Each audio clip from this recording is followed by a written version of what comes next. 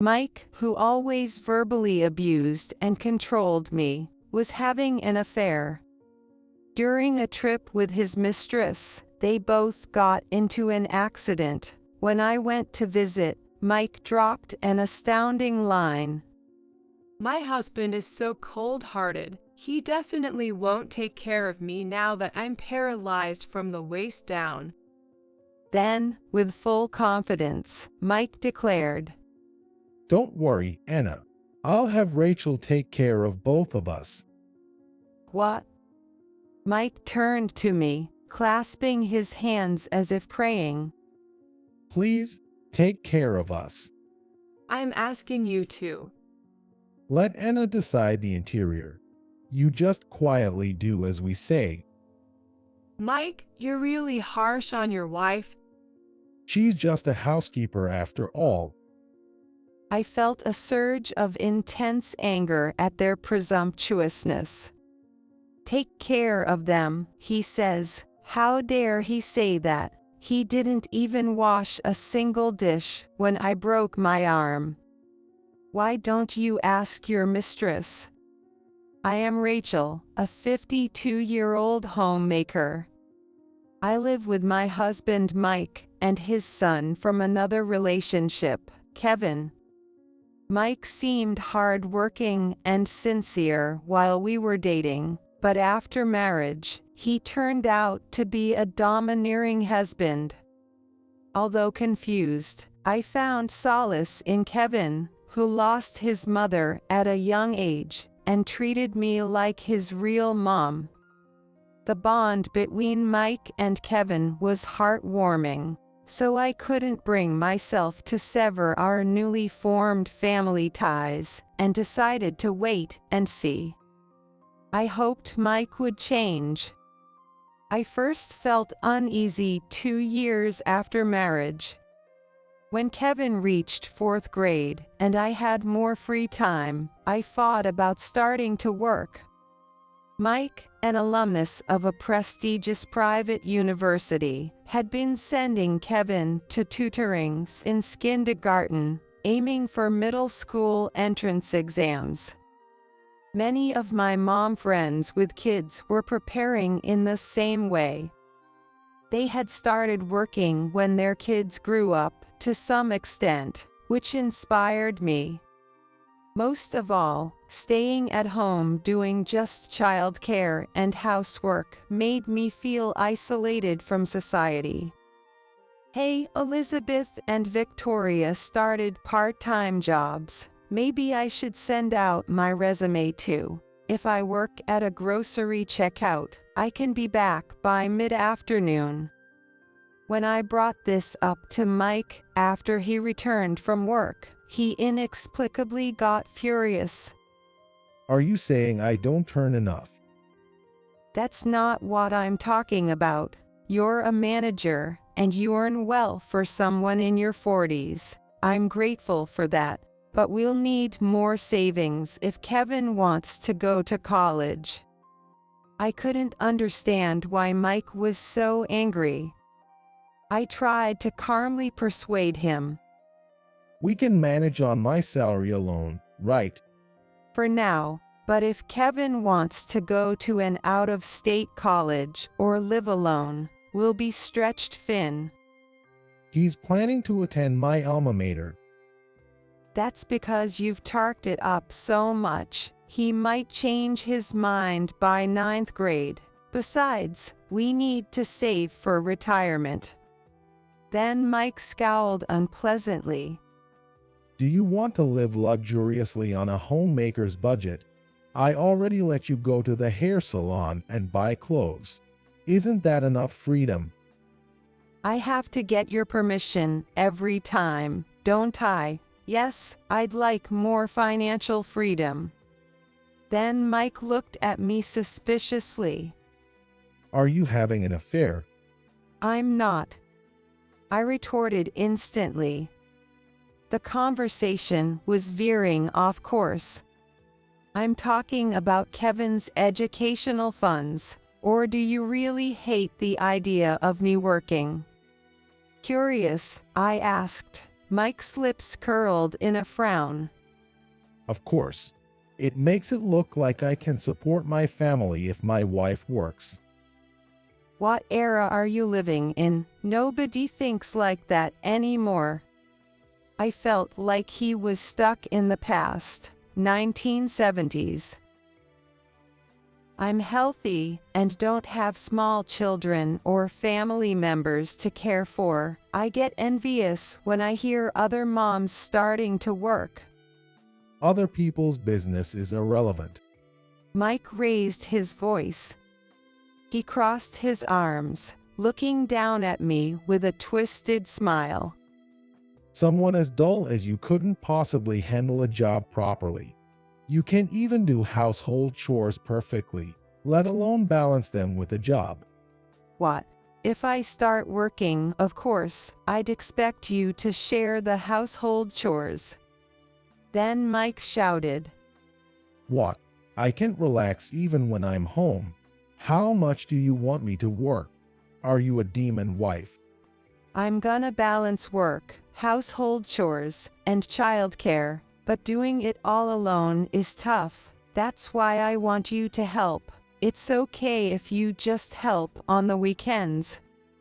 The very idea of making a husband do household chores is wrong. A wife's job is to keep the house in order so that her husband can focus on his work. You can even do that perfectly, and you want to work. What are you thinking? Enough. Feeling fed up, I ended the conversation. Working outside seemed like an impossible dream. I gave up on convincing Mike and continued as a homemaker, dedicating myself to household chores and childcare. Years later, while cycling to the nearby grocery store, I swerved to avoid a cat at a corner and crashed into a lamppost. Pain shot through my right arm, so instead of shopping, I went to an orthopedic clinic and found out I had a broken arm with a month-long recovery. Kevin, who was already in his senior year of high school, looked concerned when he saw my condition. Ouch, that looks painful. I'll help with the chores as much as I can. You shouldn't overdo it, Mom. Thank you, Kevin, that helps a lot. However, Mike's reaction was unexpectedly awful. He looked at my cast with annoyance and blurted out, You can still make my lunch, right? I'm sorry, but I can't use a knife with my dominant arm injured. Could you buy your own lunch for a while? Breakfast will be instant soup too for a while. Then, Mike got furiously red-faced. A housewife you can clean or cook. If you can take care of your husband, you're useless. I won't support a freeloader. But the doctor said I shouldn't move it too much. Sorry, can you bear with it for just a month? Trying to sound apologetic, he finally calmed down. Huff, can't kick out an injured person, I guess. Be grateful for my kindness in keeping such a useless burden around. I was appalled by his arrogant tone, but I just smiled thinly and swallowed any retort. Then Mike really did nothing but keep me around, not even washing a single dish he used. Thanks to the kind Kevin, I managed to get by until my cast was removed. I didn't even tell my mother back home about the injury, even if she called me. I didn't want Mother to worry her. Your aunt passed away, didn't she? There are things to sort out, so come back home for a bit. Yeah, but it's a 2-hour flight. I'll find time to come home soon. That's how I replied, and after the cast was removed, I went back to my parents' home under the pretext of seeing my mother. As college approached, Kevin was studying hard every night at the tutoring center, and taking extra classes during the holidays. I did what I could to support him, like preparing light midnight snack that wouldn't upset his stomach, and gathering information about his desired colleges. One day, just before a long weekend, Mike came home from work in an unusually cheerful mood and told me, "Man, I've got a business trip over the long weekend. It's going to be so busy, really." I had a hunch. It must be a trip with his mistress. I suspected this because, for the past few months, he suddenly started working late often. He became more concerned about his appearance, and his business trips to other cities increased. Recently, he even started taking his phone to the bathroom, which I found odd. That stuff. Are you going to New York, Chicago? No, it's San Francisco, but it's not for sightseeing. Don't expect any souvenirs from Chinatown or anything. Mike becomes talkative when he lies. He's never brought back souvenirs from his trips before. I almost laughed at his words. I watched him eagerly pack branded suits and shirts into his suitcase, and deliberately commented, "Seems like you're excited about this business trip." Yay, I've got a golf game with a client. He's a great guy, and I'm really looking forward to having dinner with him. Oh, is that so? There was even a San Francisco guidebook lying around. It was so blatantly obvious that I got angry. After Mike left, I spread a divorce form on the dining table. Recently, while he was asleep, I had unlocked his phone with his fingerprint and confirmed his affair. Only you for me. We need to be careful not to get caught by your wife. Let's lie about a business trip and meet in a hotel. I took photos of messages like these and sent them to my phone. There was no way he could deny it now. I plan to gather more evidence like photos of them together before confronting him with divorce, especially because I didn't want to upset Kevin before his exams. While tidying up the house, I received a call from an unknown number. It was from the emergency center of the city hospital. Are you Mike Henderson's wife? Yes. Your husband has been in a car accident and is severely injured. I gasped. There is no immediate threat to his life, but he needs emergency surgery. Can you come now? Understood. I was surprisingly shaken. Even though my affection for him had faded, it seemed I still cared. I quickly prepared some clothes and toiletries for his hospital stay and rushed to the center.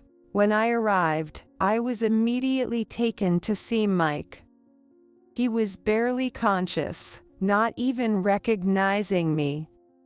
Blood seeped through the gauze on his forehead, and one side of his face was swollen and bruised.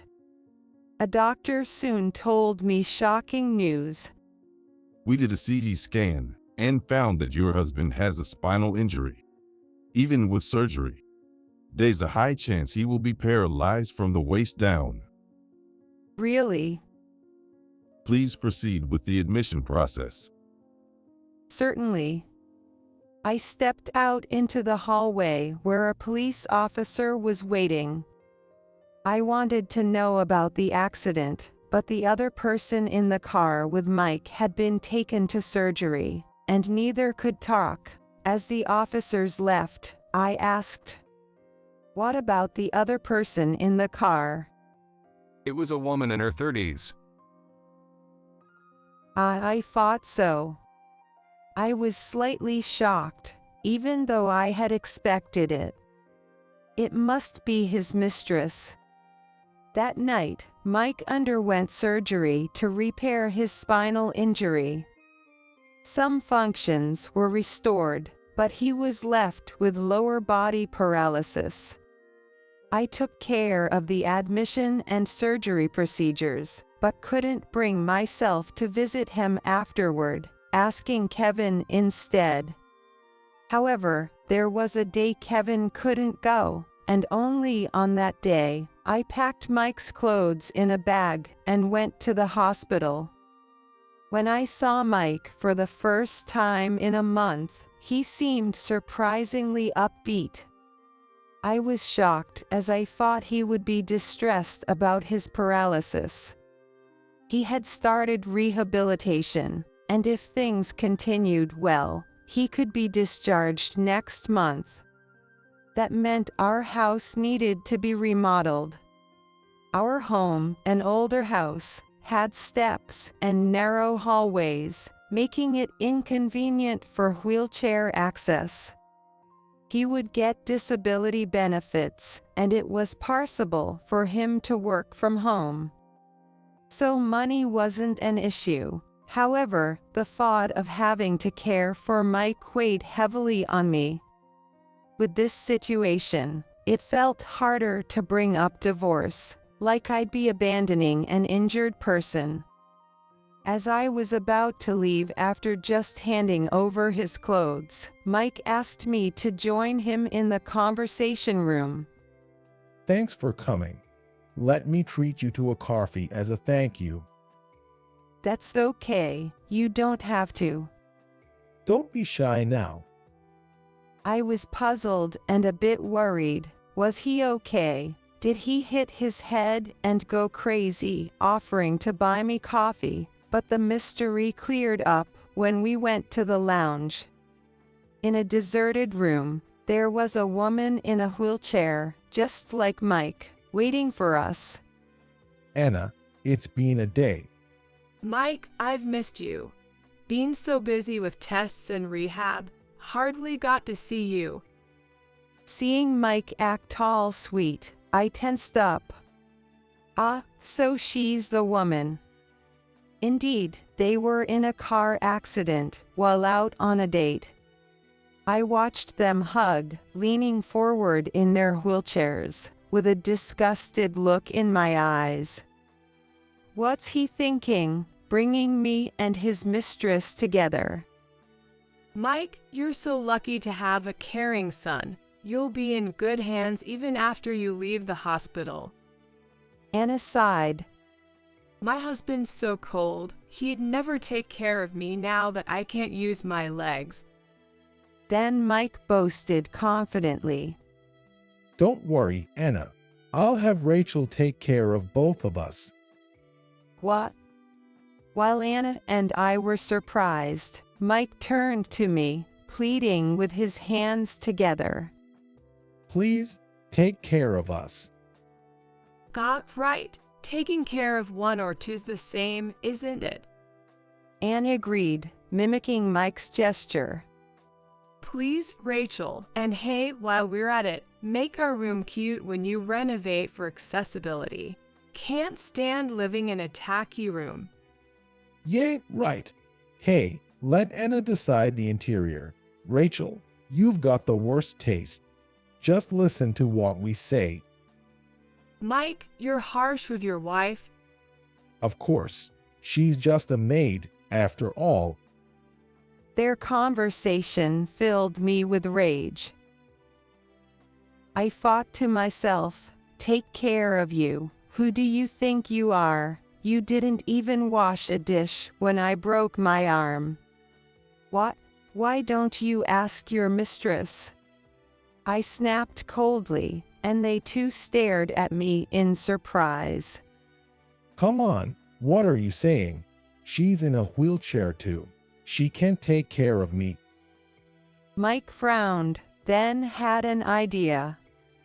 Aw, my bad. I didn't introduce her properly. Rachel, this is Anna Norris, my boss, Robert's wife. I know. Hi, I'm Anna. Anna greeted me with a sweet, cloying voice. Ma'am, you might be misunderstanding something. I'm just someone he's been giving advice to.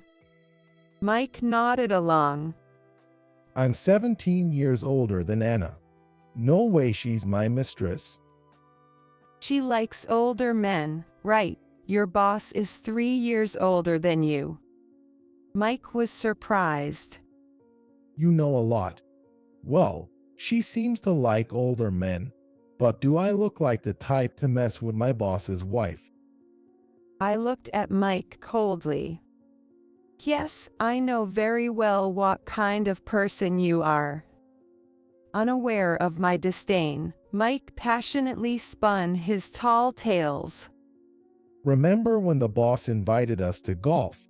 I visited his house that time. Since then, I've been talking to her and giving her some advice. That's right. He's so dependable. I end up telling him all sorts of things, like my troubles with other moms. Oh, Rachel, are you jealous? Sorry about that. Anna said that with a sly smile.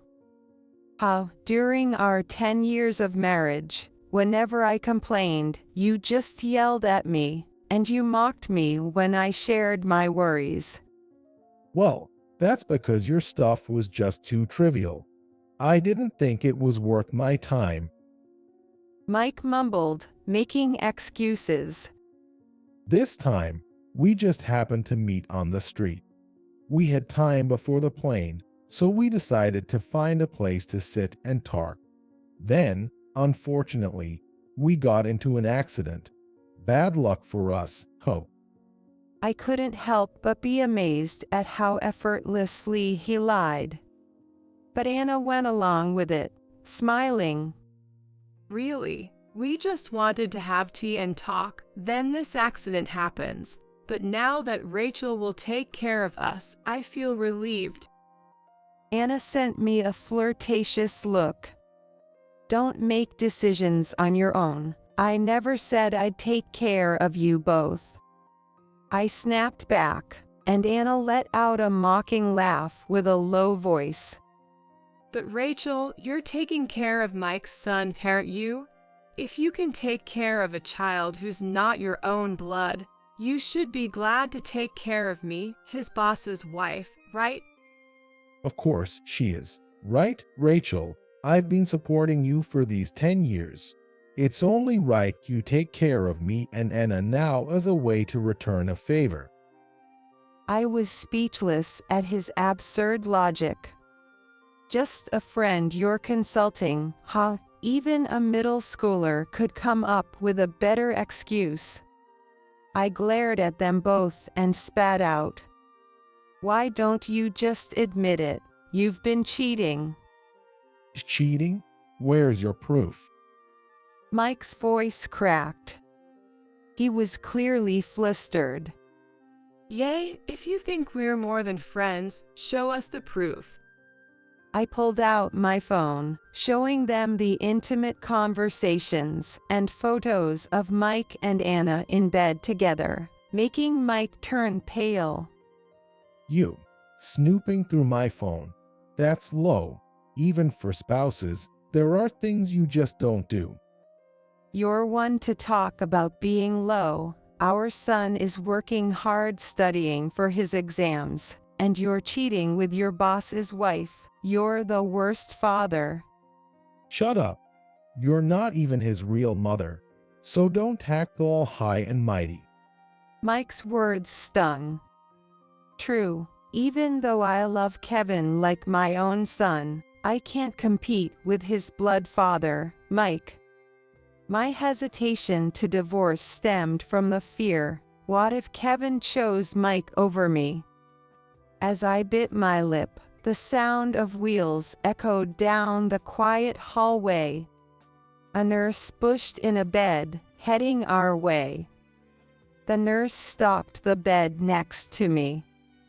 I glanced at the person lying there and screamed out loud. Robert. Huh, Robert? Mike exclaimed in a baffled tone. And he hurried over in his wheelchair. Robert, I'll be back for you in 30 minutes. Understood. Thank you. After the nurse bowed and left the lounge, Robert used the bed's reclining feature to sit up. I was surprised. I heard you were discharged, so I didn't expect to see you here at this hour. Haha, sorry to startle you. Robert laughed, shaking his shoulders. I told Anna about it. Didn't want her to run away, so I made sure she didn't tell Mike. I heard you had a full body bruise. Did they find something else wrong? Yeah, I felt worse last night. They admitted me to take another CT and MRI, just to be safe. Were you injured too? Mike sounded puzzled, and Anna made a guilty face. I wondered to myself, hasn't Mike heard from Anna about this? I had heard from a police officer on the day of the accident. The reason Mike was seriously injured was that he crashed into a car stopped at a red light at high speed. And I had received a call from Robert himself, who was the other party involved. It turned out that Robert was the one Mike hit, and his wife was in the passenger seat with Mike. From Anna's reaction, it seemed like Robert had come to visit her. And Anna kept quiet on his orders about the fact that the other party was him, and even about coming to the lounge tonight to talk with Mike. The car you hit at 95 miles per hour was mine. You were unconscious and didn't realize it. What? I was conscious, so I knew. Anna said, sounding annoyed, and Mike's eyes widened. Then why didn't you tell me? When the accident happened, I did say, it's my husband's car. Not that. I mean, we even had a date here the day before yesterday. Right. You should have told me then. If I had told you, my husband said he would demand $50,000 for infidelity. Anna snapped back.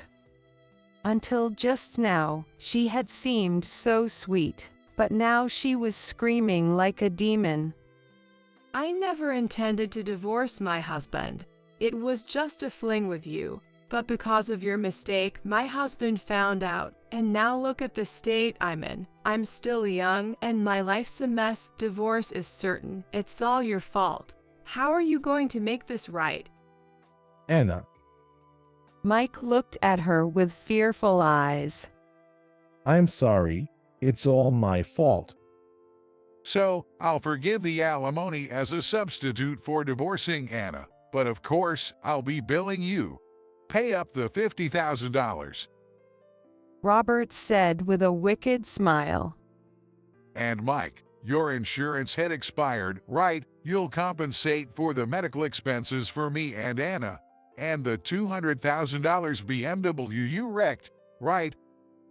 Of course you'll pay, right? I asked you to drive slowly, but you had to show off and speed like that. Stupid. Anna blamed Mike in a sharp tone. And while I'm at it, let me tell you something. All you do is brag about your son. It's so annoying. Anna twisted her face. You talk about him having the same elite qualities as you, getting into a national university after middle school exams, but who cares? For a manager, you're stingy with gifts, and the hotels and restaurants you choose are second-rate. I thought being married to someone like you would be lame, and I was right. What did you say? I don't want to be lectured by a woman who cheated with him. I quickly retorted. He's just high on himself, thinking I'm so attractive to my boss's wife. It was just about looking cool to any young, pretty woman. That's why you drove recklessly, right? Mike looked down guilt-illy, as if I had hit the nail on the head. If he really cared about you, he would have driven more carefully. And to think you're making me deal with your mistress, too, what a bad joke. Shut up. Mike snapped at me, then hesitantly spoke to Anna. Anna, you're divorcing Robert, right? So, it's no problem if you're with me. He persisted even now. No way. Anna rebuffed him.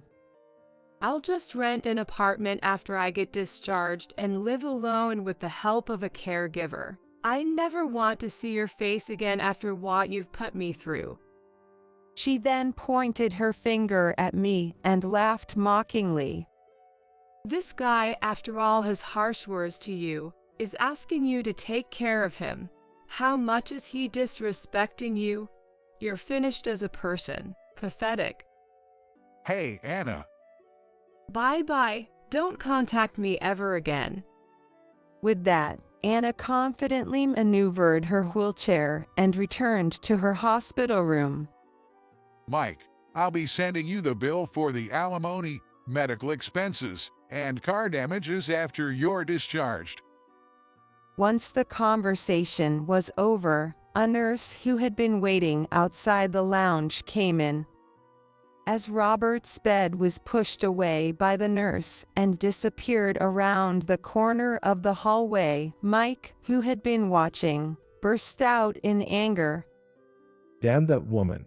She was head over heels for me, but the moment I became paralyzed, she turned her back on me. He came over in his wheelchair and clung to my arm. You'll take care of me, right? You're my wife, after all. I refuse. I pulled out a divorce paper and a pen from my bag and slammed them on the table. I thought I'd endure it until the exams were over, but I've reached my limit. Sign this right now. Mike's eyes widened. Then he said bitterly, Ha, you're seriously thinking of divorcing me after I've taken care of you for 10 years. This is just too selfish. Who took care of whom, exactly? I retorted.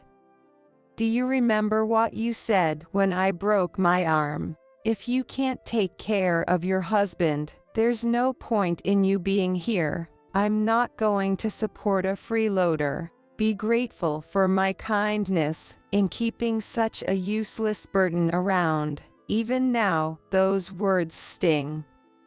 I let out all the frustration I'd been holding back for years.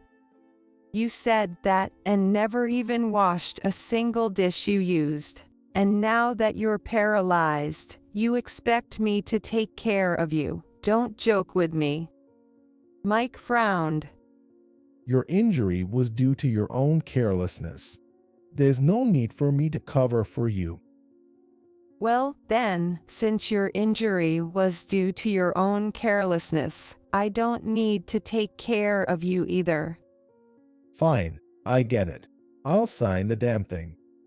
Mike scribbled his signature on the divorce paper in frustration. Don't come crying to me later. I'll never remarry you. Sure, Kevin, what's wrong? Visiting hours are almost over. I was puzzled when Kevin rushed into the lounge. Without responding, Kevin hurried to Mike and shouted unusually loudly. Dad, the money for my college entrance fee is gone. Do you know anything about it? Oh, I used it. I was speechless, seeing Mike answered nonchalantly. Kevin's kind face twisted with anger.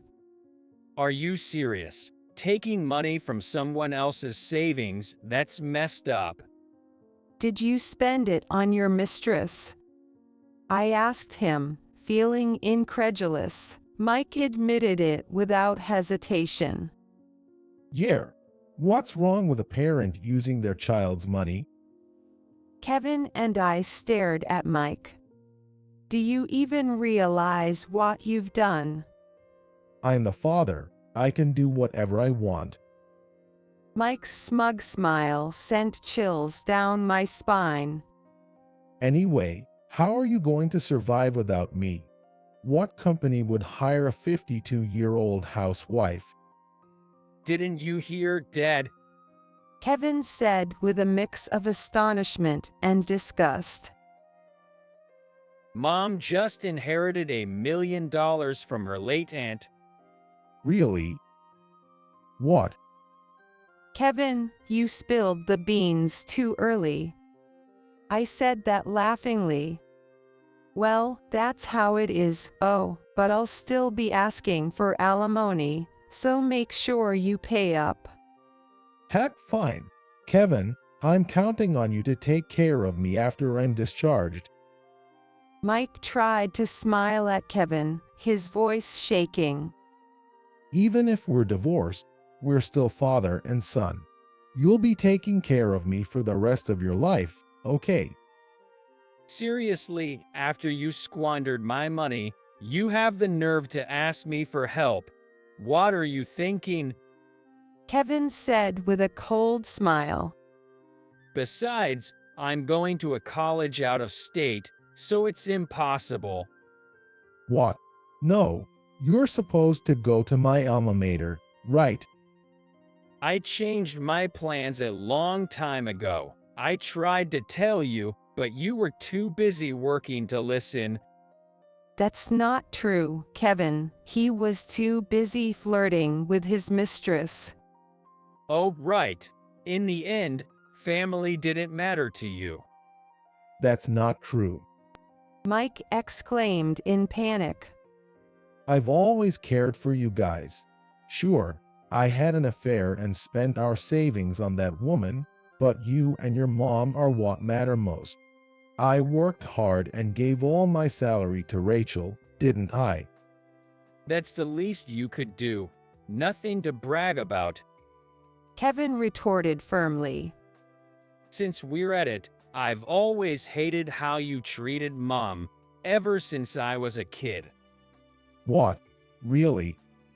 Of course, it's better when parents get along. My friends' families all share chores, but at our house, you just bossed everyone around. Mom loved me even though we weren't blood related. I loved her a lot. Then why were you so mean to her? Didn't you marry her because you loved her? I never understood that. Kevin. I saved my part-time earnings instead of spending them, and you just used them up and now expect me to take care of you?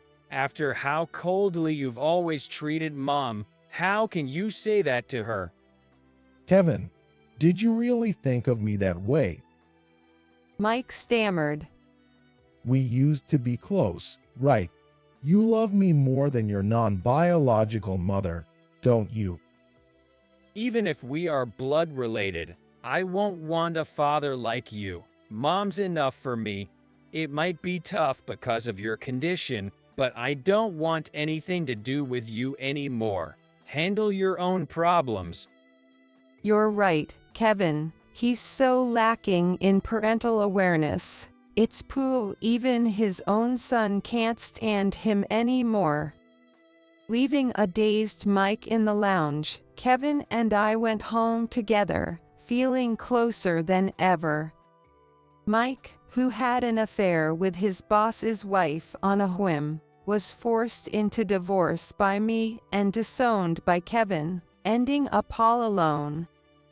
Moreover, he had to pay a huge amount of debt for the compensation to his boss, medical expenses, and the car, and repaying Kevin's college fund.